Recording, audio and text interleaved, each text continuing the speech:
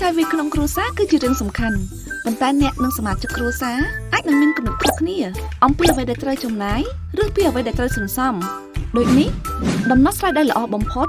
គឺអ្នកត្រូវបង្កើតផែនការថវិកាគ្រួសារ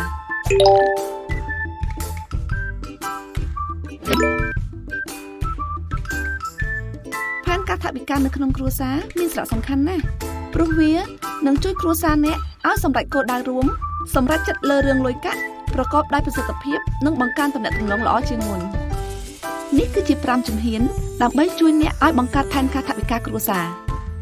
1. ពិភាក្សាជាមួយសមាជិកគ្រួសារអ្នកត្រូវជជែកជាមួយសមាជិកគ្រួសារដើម្បីកំណត់គោលដៅរួមបន្ទាប់មករៀបចំផែនការក្នុងការសម្រេចគោលដៅនោះទាំងអស់គ្នា 2. គិតពីចំណូលសរុបដើម្បីគណនាចំណូលសរុបរបស់គ្រួសារអ្នកត្រូវយកចំណូលដែលអ្នករកបានប្រចាំថ្ងៃឬប្រចាំខែទៅបូកជាមួយនឹងចំណូលរបស់សមាជិកគ្រួសារអ្នកពេលដែលដឹងពីចំណូលសរុបរួចអ្នកអាចចាប់ផ្ដើមគិតគូរពីការចាយវាយម្ដង 3. រៀបចំផែនការចំណាយដើម្បីចាយវាយឲ្យមានប្រសិទ្ធភាពអ្នកគួរបែងចែកចំណាយទាំងអស់ជាកញ្ចប់ដែលអ្នកត្រូវផ្ដោតលើដំបូងគឺចំណាយកាតព្វកិច្ចមានដូចជាថ្លៃឈ្នួលផ្ទះថ្លៃទឹកភ្លើងនិងបំណុលជាដើមអ្នកត្រូវទុកលុយសម្រាប់ចំណាយនេះជារៀងរាល់ខែពុំនោះទេអ្នកនឹងអាចជួបហានិភ័យក្រោយពីចំណាយកាតព្វកិច្ចអ្នកគួរតែដកលុយដាក់ក្នុងកញ្ចប់សន្សំឲ្យហើយបន្ទាប់មកលុយដែលសល់ប៉ុន្មានអ្នកអាចលៃលកចាយទៅលើចំណាយតម្រូវការចាំបាច់ដូចជាថ្លៃម្ហូបអាហារសម្ភារៈសិក្សារបស់កូនឬថ្លៃពេទ្យជាដើមក្នុងករណីដែលចាយហើយនៅសល់អ្នកអាចចាយទៅលើចំណាយមិនចាំបាច់ដូចជាការញ៉ាំអាហារនៅក្រៅឬក៏អាចយកទៅសន្សំបន្ថែមទៀតក៏បានដែរ